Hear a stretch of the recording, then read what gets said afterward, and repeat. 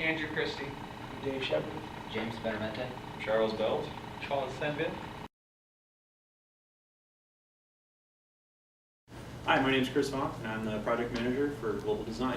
So the scope of work for this project included the redesign of the State Route 94 and Interstate 15 interchange, where we had to remove existing left lane exits from the fast lane and create new exits that exit from the right side or the slow lane of the freeways. Other requirements for this project were we had to stay in the existing Caltrans right away. We had to create a phase construction plan that allowed for not closing traffic lanes during construction, and we had to provide nighttime traffic volumes. Our design approach was basically as follows.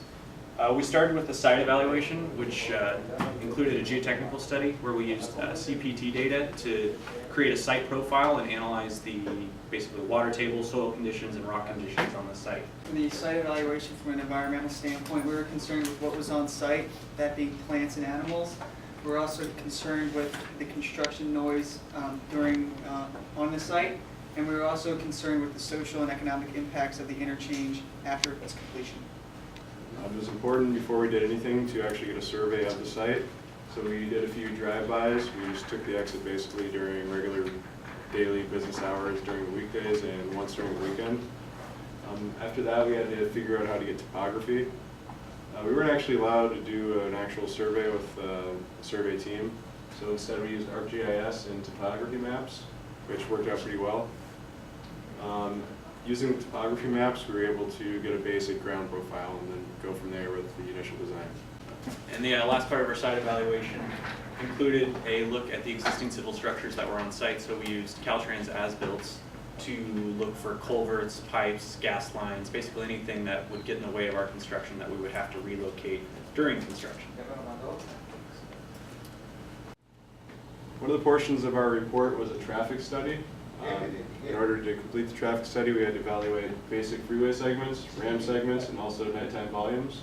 I did this through the PEMS website. I was able to get flow volumes, speeds, and establish LOS using the highway design manual, and also flow volumes to establish LOS for ramp segments. So after the site evaluation and traffic analysis, we came up with a few preliminary designs. Basically, we determined for one section, we determined that there was only one alternative, and it was an overpass. But for the other section, we realized there were two alternatives.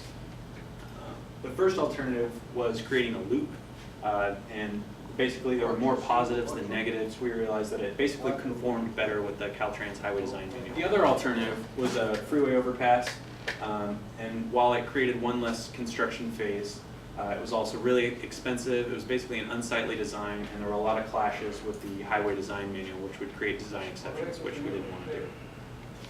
All right, so after Chris established a horizontal alignment, he gave his information to me, which mostly consisted of radii and just where the tangents were, the stationing and whatnot. From there, we decided to design the vertical profile. Like I said earlier, we weren't able to actually get topography information through surveying, or also we weren't able to use GIS because the license went down on that. So we decided, as you can see in this picture over here, to use the topography maps. To use those, basically, I used the same stationing that Chris had for the horizontal alignments and designed the vertical alignments first by basically tracing over the topography lines and then stationing each topography line according on a actual spreadsheet, and from there drawing out the profiles through Excel. The hardest part about the tangents and the vertical curves was just making sure that we had clearance. On the big overpass we designed, there was 3 different roadways we crossed, so making sure that those tangents met the 16.5-foot clearance, as well as afterwards, once we designed the curves, going back and rechecking that was difficult, but we did it. I did the pavement design for this project. My job was to determine the layer stiffness of this project, and after a long research and study, the highway design menu and pavement guide, I came up with the cross section for this project.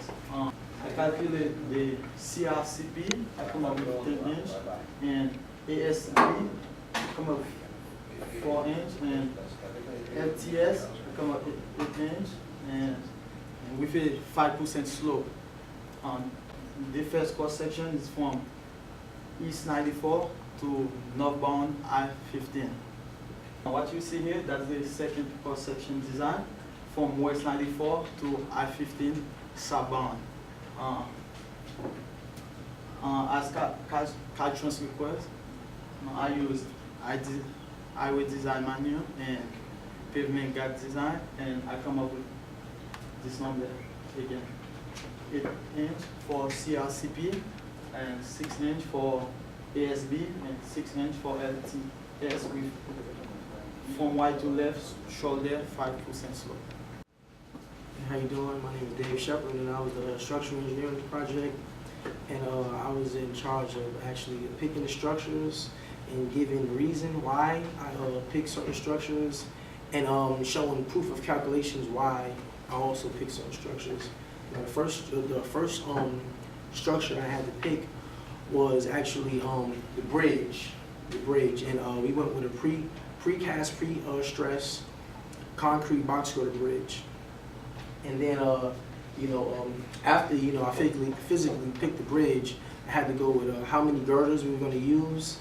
And, through the Caltrans manual, we picked 12 lanes. So if you can see here, we had 12 lanes. That's 1 lane, 2 lane, and then we had the 5-foot clearance over here and the 10-foot clearance over here.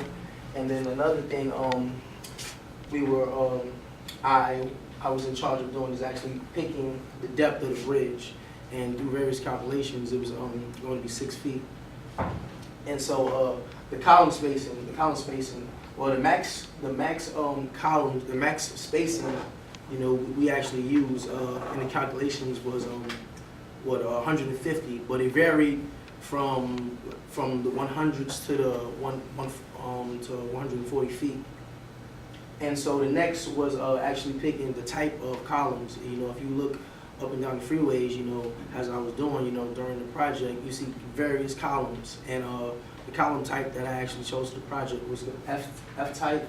And being that it was like a superstructure, on the third level, the maximum, one of the reasons I picked 7-foot diameter because that was like the max we can use for our actual superstructure.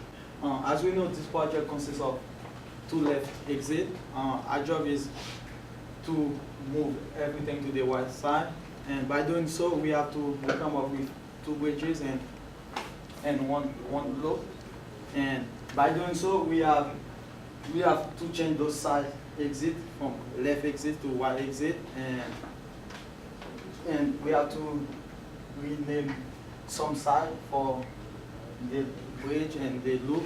And so my job is to rename all those sides, like as I put the notes here.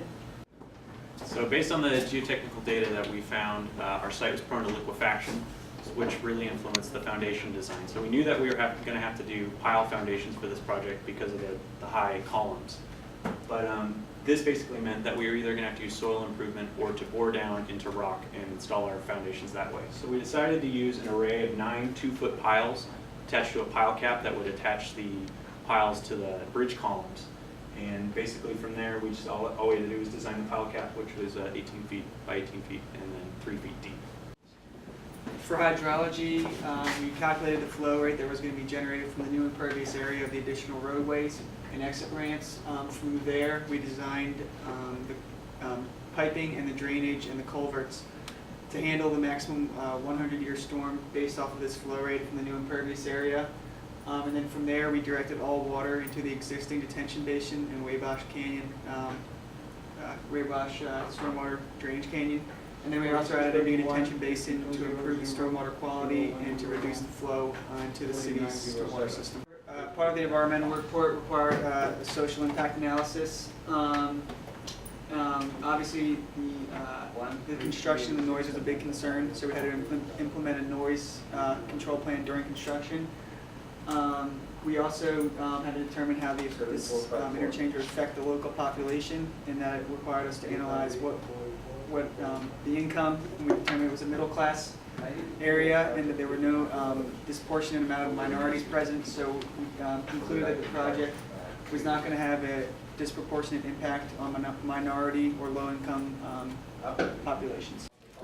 Also from the environmental standpoint, we used the San Diego Multiple Species Conservation Program to designate the site as developed.